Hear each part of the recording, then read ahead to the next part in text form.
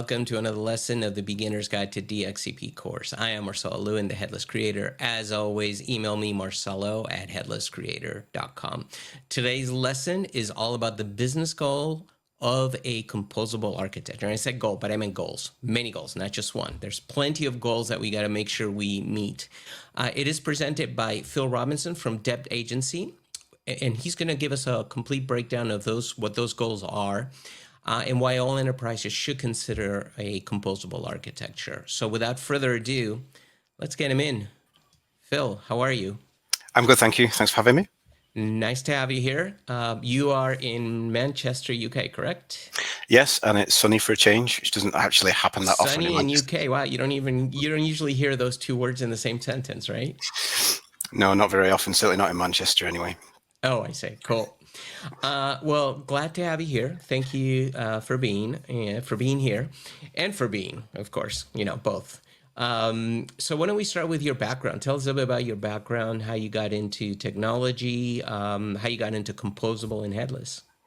Yeah, sure. So I did a degree way back when. I was always quite interested in computing through my family, and my godfather actually was into hardware at the time.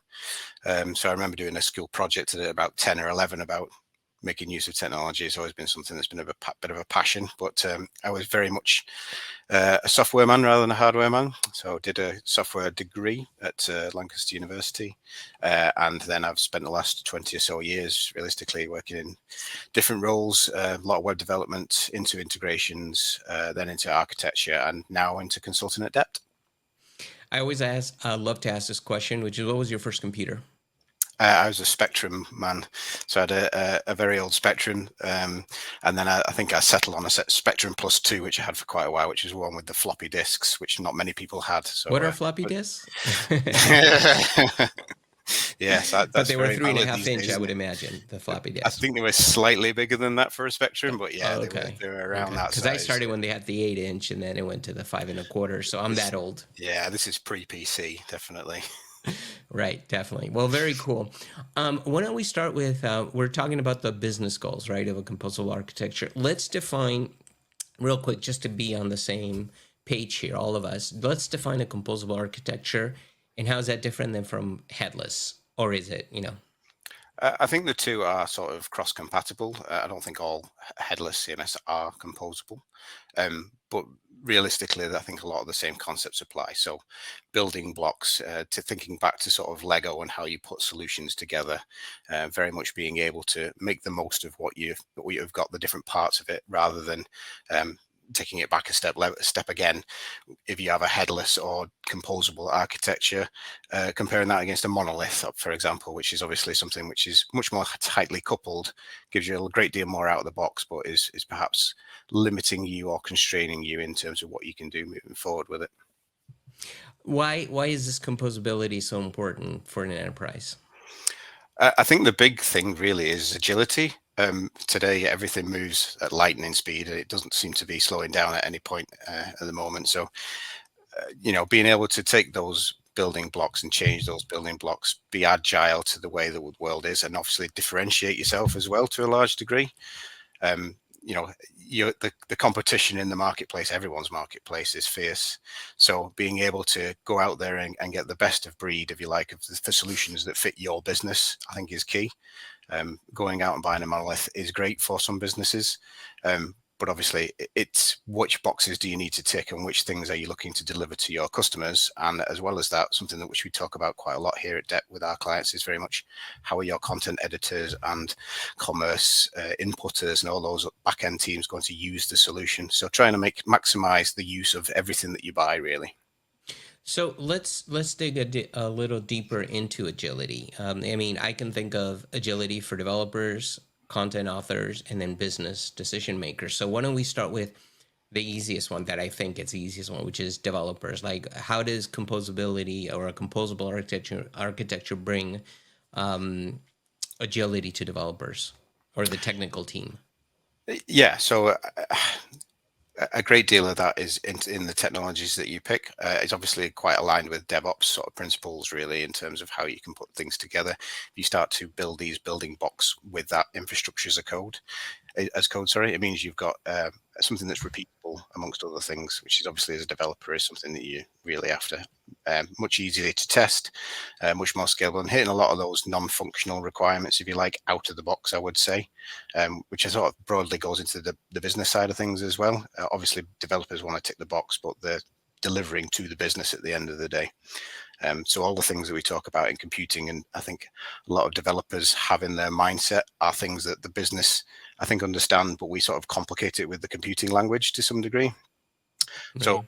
being able to sort of abstract the problem away into some of these areas rather than building everything together and build everything in a modular way is obviously something that is very much a developer mindset and things that can straight away developers can get into, but it's delivering to the business in that way as well. So I think a lot of the things that Composable brings are things that software engineers in the past would have built into a product, but it's just not been communicated in that way, perhaps, to the business. So, from the business perspective, how does that composability there for the developers to put all these Lego pieces together? How does that work for the business side, the decision makers? How can they understand that that brings agility? In which way, from a business perspective? In terms of bringing agility, I think it's a lot of these. What the marketplace is like now in terms of the composable pieces is very much allowing you to make the use of those things out of the box to some degree with SDKs, etc., which again is a development thing. The business side of things is understanding how those things fit together and differentiating and being able to work with those different products to add value to the business, I think. So, ability to switch systems or quickly integrate new systems too with changing market conditions. Like Yeah, if and something is better or gets you to your customer to convert quicker, you can switch. yes, and avoiding that lock-in to some degree as well, because a great number of our customers certainly have been in long periods of working with a certain provider, and are very much sort of taken down a path where they've invested something, and then that's it. All they can do is invest in that again continuously, or completely re-platform, which is obviously a big investment. Right. From a business perspective, if you go composable, realistically, if you run into that point where one of these particular solutions is more expensive and not something that's adding value, you can look elsewhere and start to look at that individual piece rather than throwing the bathwater out, if you like, with the baby. Yeah. Yeah, definitely. So one of the things that headless and even a little bit of composable architectures tend to sometimes ignore are the content creators, right? The authors, the people that are used to that GUI experience. So how does a composable architecture bring the agility? And I know I'm sticking with agility, but that to me that's an important goal, right, Yeah, for an definitely. organization, right? I would say it's at that top. How does it bring that agility to content authors?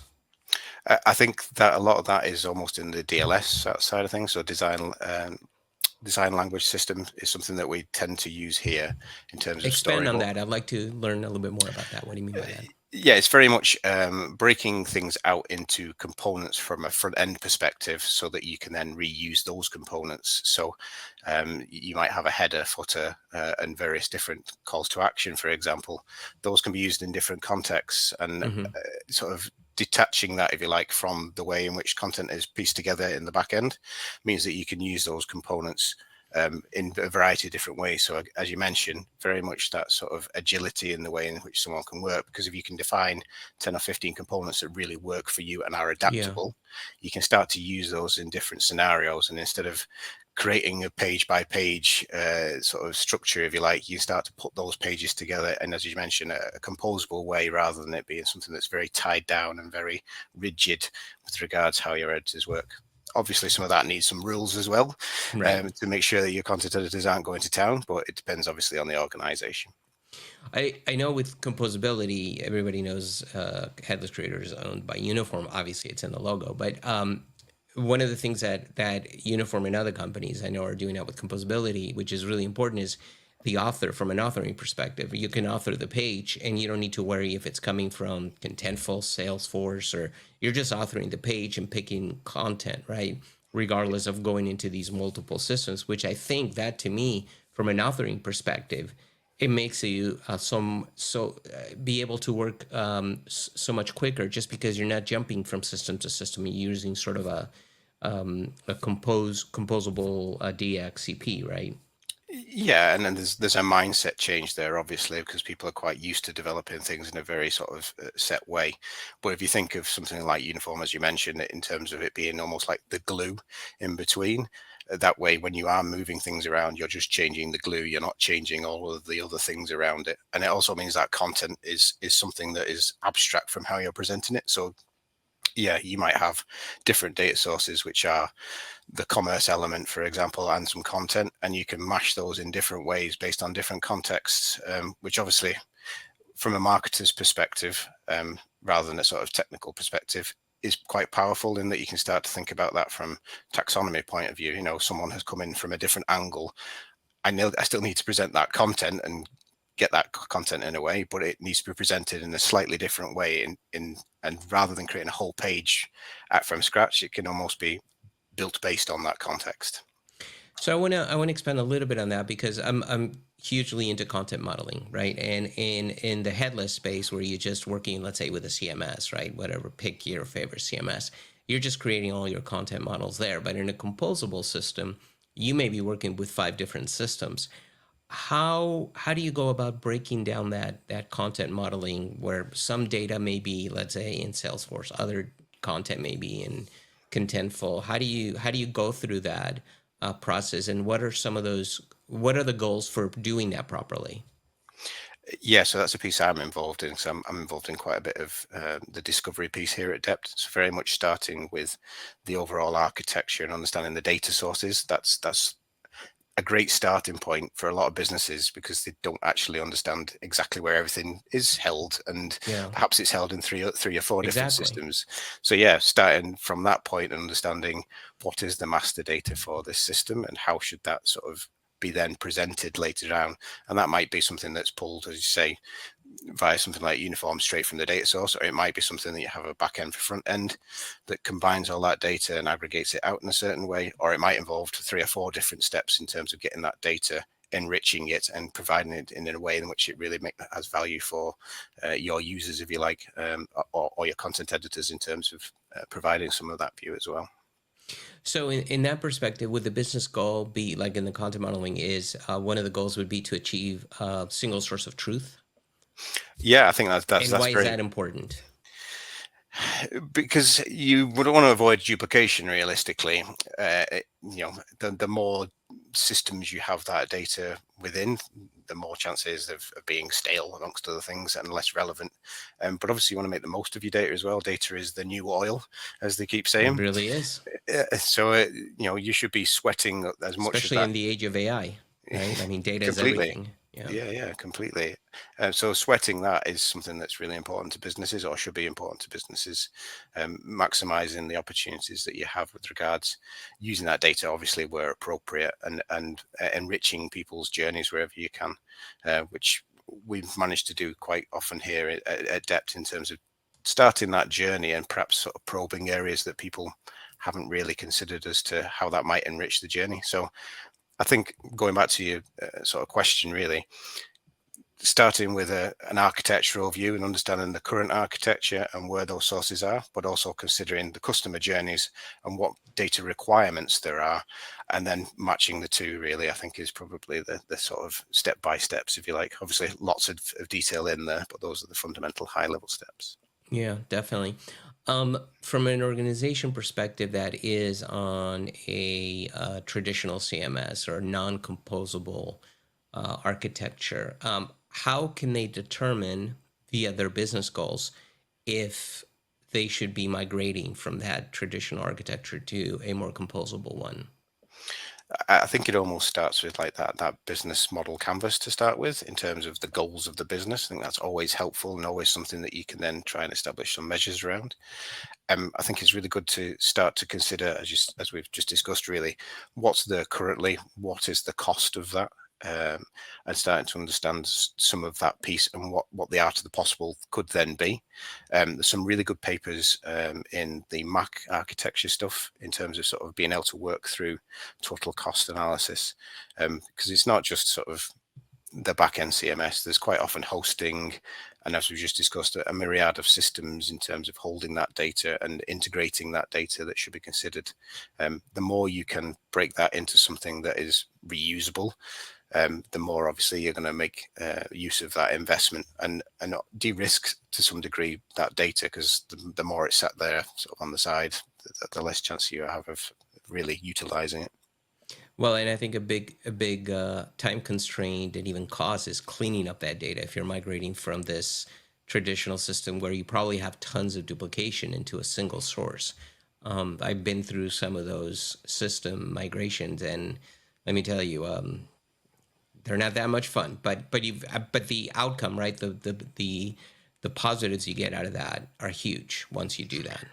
Yeah, and having a good content strategy around some of this stuff as well. I mean, I'm talking purely content there, but there's obviously data strategy with regards to the other stuff as well. What is important and what isn't important, because there's Yeah. oil, Well, you but start there's, questioning your business yeah, practices at that completely. point, right?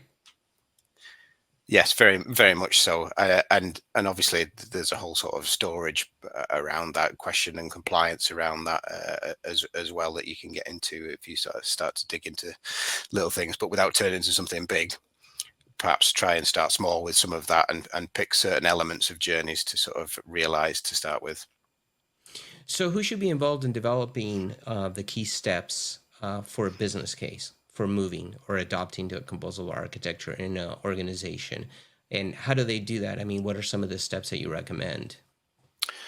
So we're sort of in between the CTO and CMO here, and I think that's a good starting point is getting both parties to the table, if you like. There's lots of organizations who have applications and websites and marketing pieces who tend to be very sort of siloed in their approach. I think having those two key players is something that's a really good starting point to make sure that it's being followed through.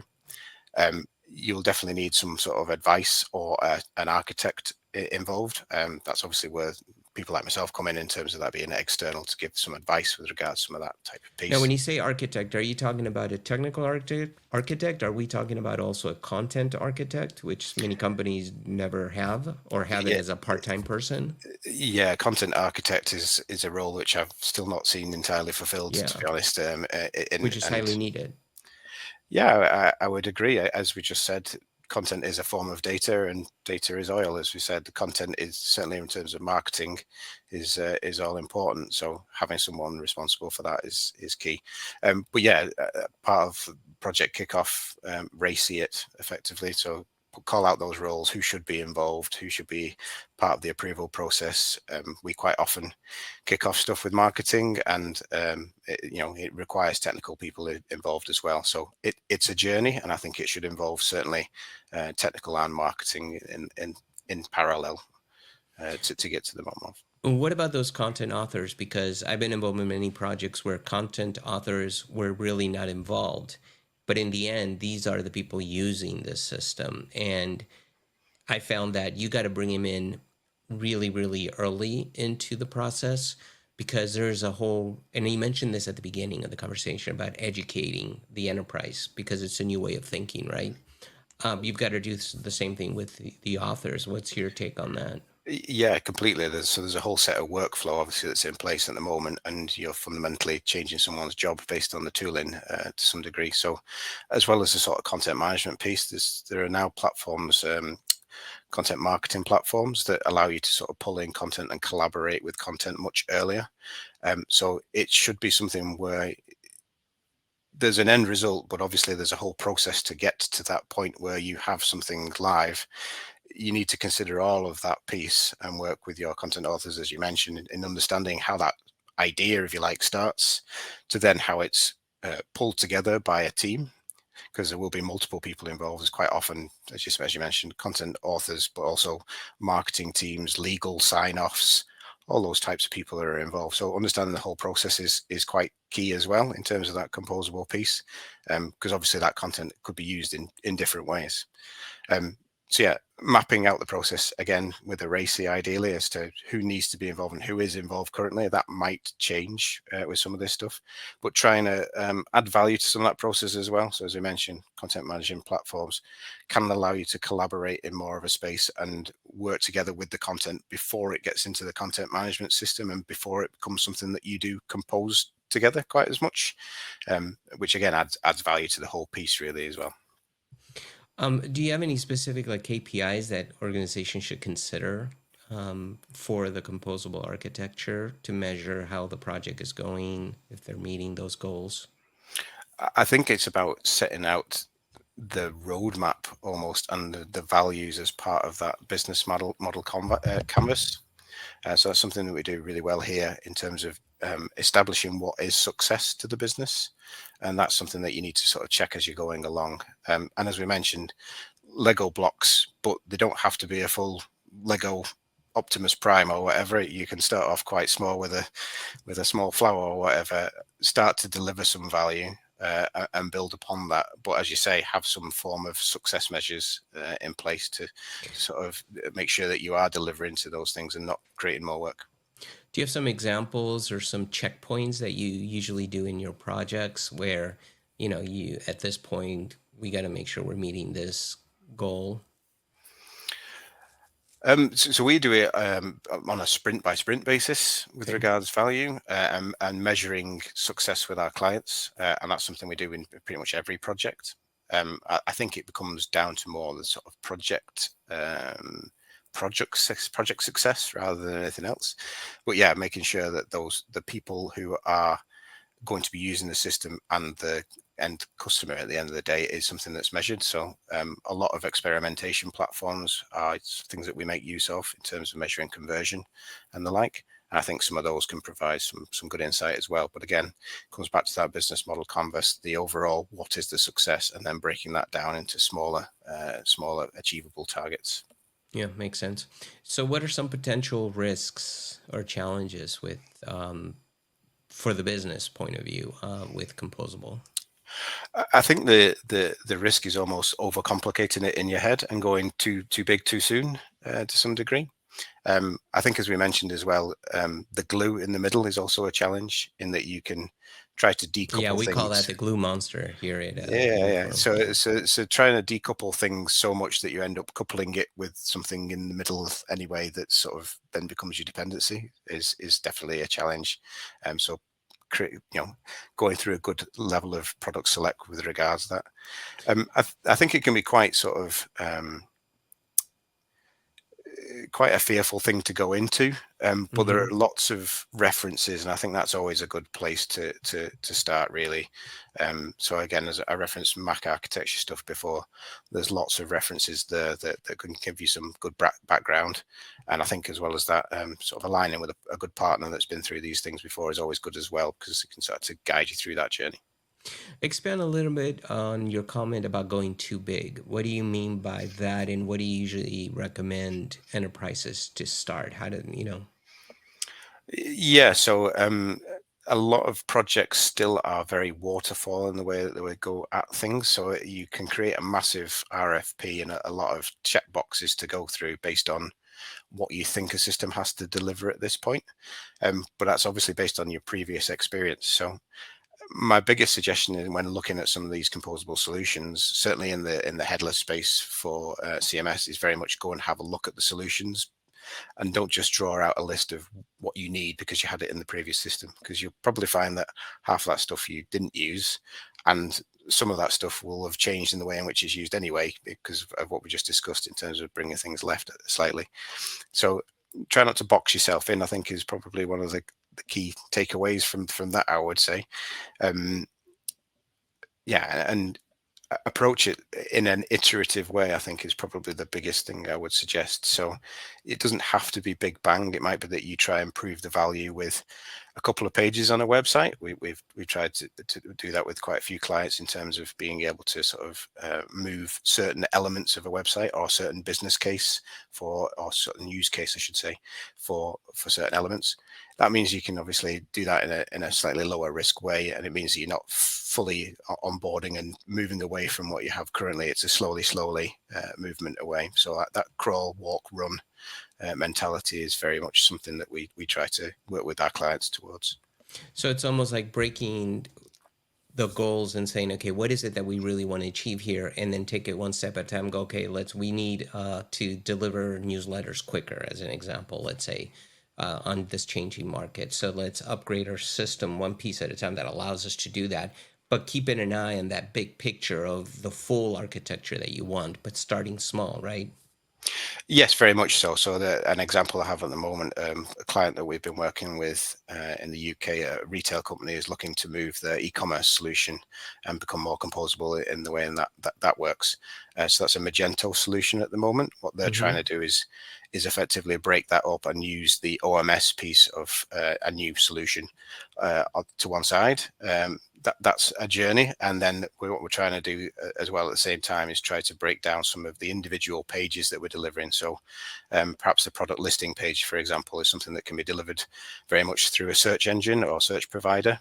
Means it's again abstracted from the whole site, but the whole site hasn't disappeared. It's just certain elements of that page that we're starting to move, starting to experiment with, starting to understand all the things that we need to do to some degree in a more agile way, rather than sort of understanding all of the planning that needs to occur all the way through the life stack of that challenge, which is quite a big one.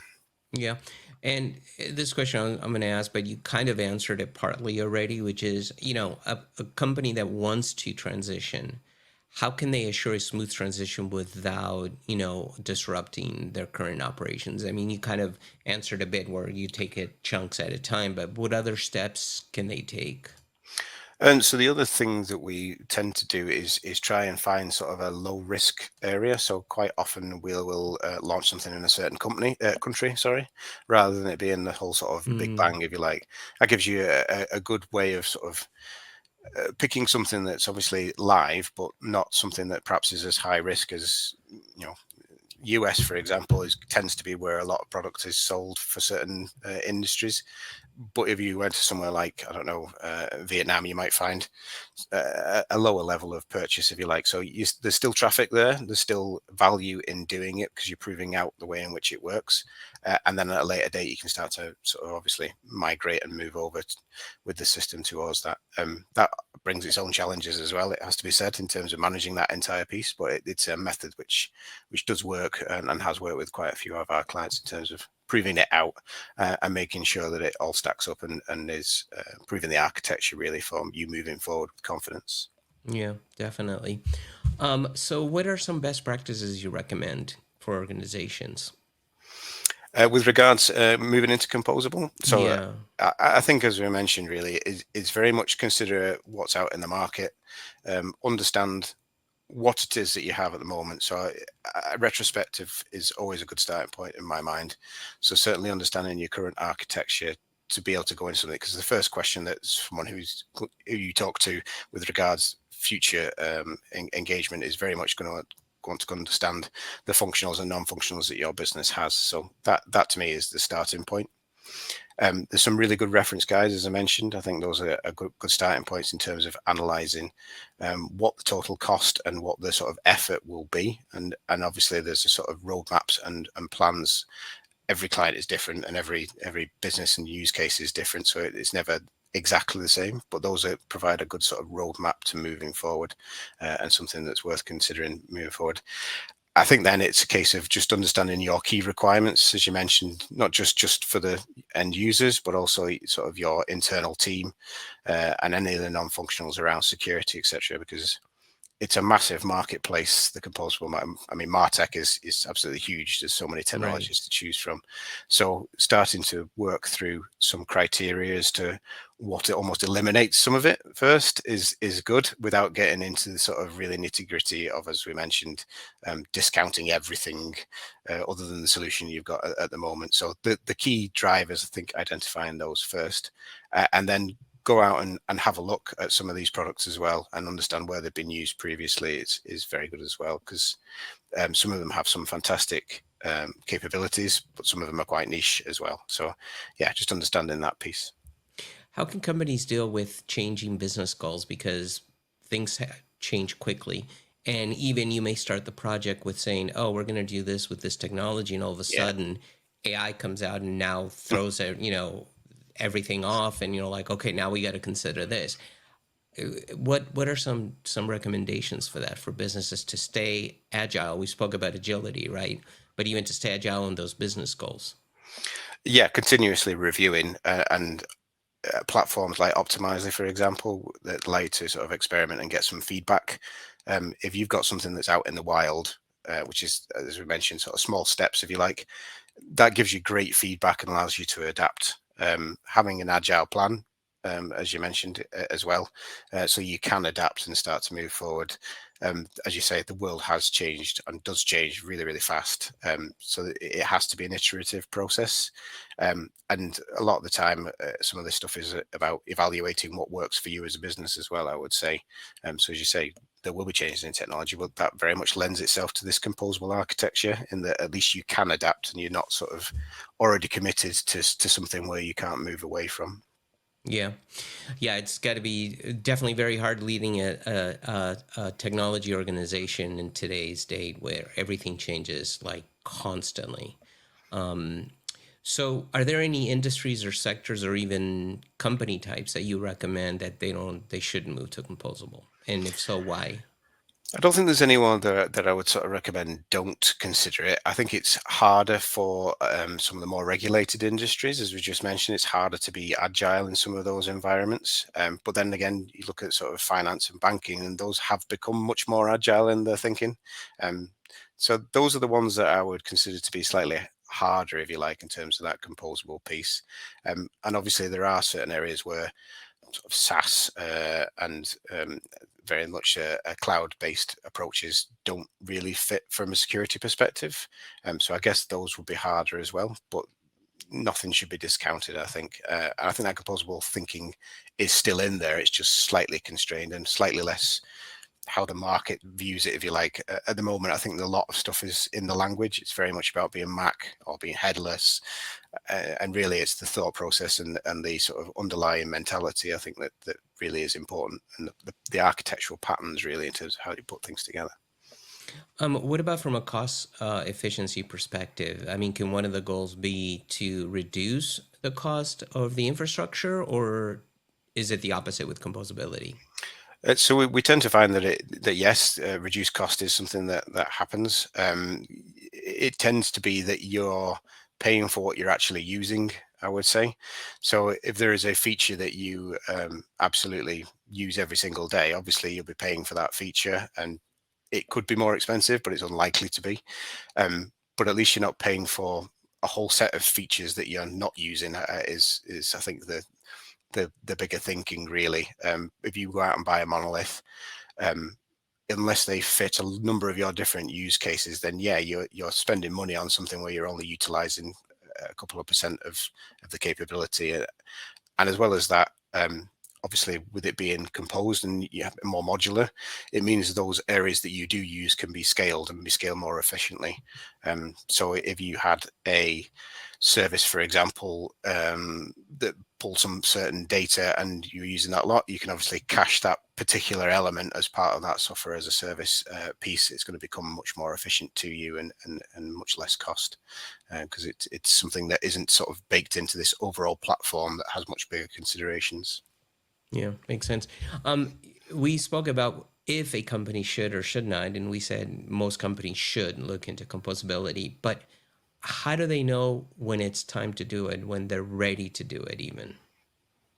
I think to some degree, you know, based on the challenges that we sort of talked through. So if you're not able to release something when you need to release it and respond to the market, I think that obviously presents itself as a challenge, and it may not be composability that solves the problem, but it's certainly something that needs to be considered. Um, as well as that, the sort of business side of things. So, you know, are you happy continuing to pay X amount of dollars for something on an ongoing basis? Do you understand the value that it's giving you, and does it still make sense to do so? I think there's like tipping points that naturally as a business you see anyway and should be considering on an ongoing basis. Architectural review is something that I think a lot of companies haven't done and don't do, but it's good practice, and at the end of the day it's your business asset to some degree. So making the most of that as well is important. So yeah, I think there's a lot of like indicators that you get from the business as to whether it's suitable to consider anyway. But perhaps it's something you should consider on an ongoing basis anyway, before you get to a point where, like a lot of the monoliths have done, to be honest, they basically get to a point where the roadmap ends and you're stuck with a CMS, and all you True. can do is re-platform. Yeah. So yeah, ongoing review is something, as a techie, is something that's always used to happen anyway. As we mentioned, the market doesn't stop for anyone. The world doesn't stop for anyone. Right. I would even add, I'm a big advocate for authors, and I would even add, listen to your authors when they start complaining a lot where things are taking too long to publish, to get content out there, or we have content that's old and customers are getting all mad because they're looking at our content and it's outdated with the current release of whatever XYZ app we create. That's probably a good time to also start considering composability. Yeah, I think it's probably going to become more of a challenge, as you mentioned, with AI, etc. It's like, when do you stop to some degree? The world, as we say, is moving faster and faster, and you're always behind to some degree. So constant review really of what's making sense to your business and the investment that you've made. So most of the things we're talking about end up being some form of web product or website, and it's very much like what's working for you, and in delivering it, how is it working for you? Because there's always something better. It's just a case of whether it stacks up or not. Yeah, definitely.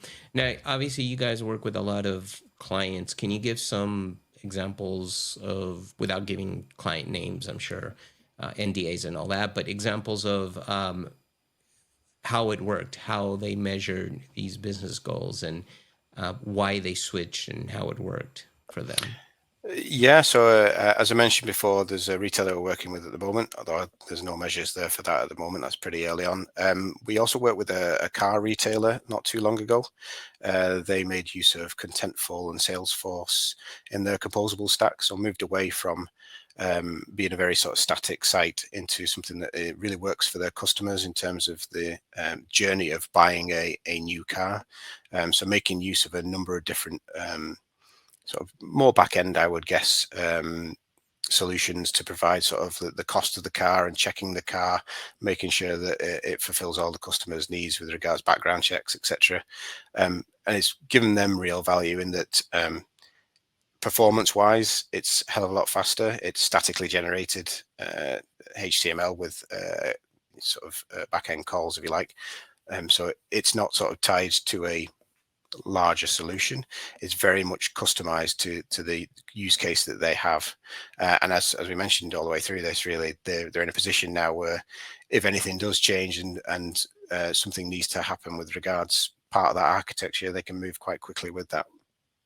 In terms of sort of measures of that, the conversion rate was much higher. I think the website was much easier to use because it was much more composable. So their editors were able to do things that they previously weren't able to do. It was much more constrained as to how they would go about that. Whereas now they've got a number of components and can start to build out those things based on the vehicles that they have, really, so that it's something that's attractive to the customer and usable to the customer. Yeah, definitely. So to kind of wrap things up, because we're almost at the end here, some of these business goals, I just want to sort of summarize them all, but we spoke about agility, flexibility. Let's just do a little wrap up of these goals that you as Phil and as Dept Agency usually like to recommend to customers. Yeah, so a lot of the non-functionals that you just mentioned, so flexibility and maintainability as well, is something that's quite often forgotten about. It's not just creating the solution; it's having something that you can maintain moving forward. Composable architecture means that you can do those things and look at things like microservices to be able to release that value on an ongoing basis and work, work faster, more agile in terms of how you deliver it. So agility. Maintainability, flexibility, the potential to scale out those things individually, so more flexible in the way in which that can be done, making the most of your dollars, if you like, in terms of what you've invested in, because you're starting to use those assets in a much more sensible way to your solution, and being able to differentiate, I think, is again pretty key in my mind. There's lots of solutions and lots of websites, but being able to put your own together with those Lego blocks is very much sort of like the value that this brings to you. It means that you can, from both the solution and the front end perspective, in terms of how that content's being used, make the most of all of the things that you've got. Yeah, that's a good wrap up. to end it, basically, tell organizations one thing they should do before they jump into composability and one thing they should avoid. Ooh, one thing they should definitely do. So they should definitely go and read. There's so much information out Get there. educated. Get educated, most definitely, and try and lean on a partner. You know, places like Dept are available to you to sort of chew the fat a little bit. And we never go into something with a solution already in mind. We very much evaluate the requirements with our customers, and I think that's key. Is being with a partner that can understand your requirements and work with you through that process. And what was the other one? Things that you wouldn't do? Avoid. Make sure you avoid doing this, right? Overthinking it, I think, is probably the biggest challenge. And I like the other one that you said, which I think was important, is going too big. I think. Yeah. Yeah, you can definitely boil the ocean. I'm definitely guilty of that. People here will tell you that. There's a long-term view, which I think you definitely need to have. Right. But small steps. Think about how you can do things in a way which doesn't sort of throw everything away from step one. Start to prove some of that out, understand how it's going to work and how your teams are going to use it. Because as you mentioned, those people are key. It's pointless having a fantastic system if you can't get the content or the commerce out. So yeah, I think that's probably the key one there. Yeah, don't ignore your internal people. Listen to them, really listen to them, right? And bring in the systems that can help support them. Finally, where do you see composability, let's say, in the next 5 years? I mean, that's a lot for technology. Maybe in the next year, right? Things change so quickly. I mean, obviously AI is there now, isn't it? So it's all going to be powered by AI for exactly, people. We can go vacation. I think in terms of the sort of low code pieces, probably rather than AI, perhaps. I think it'll be easier to build these Lego blocks together moving forward. Obviously, as you mentioned, things like uniform allow that to happen in a much more easy way. I see that continuing, and AI will probably be in the mix there in terms of go create me something with these components, and the co-pilot. Yep, as I mentioned. Very much, yeah. Yeah, definitely. Cool. Phil, it's been a pleasure. It was a fun conversation. Thank you so much. We see your email there. Is that the best way for people to get a hold of you, or do you want to give something else? Yeah, but there's loads of material on deptagency.com if anyone wants to go and have a look. But yeah, certainly if anyone wants to drop me an email, I'm more than happy to take on anything anyone wants. Excellent. Well, thank you so much, Phil. I really appreciate you being here. Cheers. Thank you very much. Cheers. And thanks to the rest of you. I hope you enjoyed this episode. Stay tuned for many more coming up soon. I think we've got plenty scheduled. So check out headlesscreator.com for many more. Go get your free account. You won't regret it. So we'll see you on the next one. Cheers, everybody.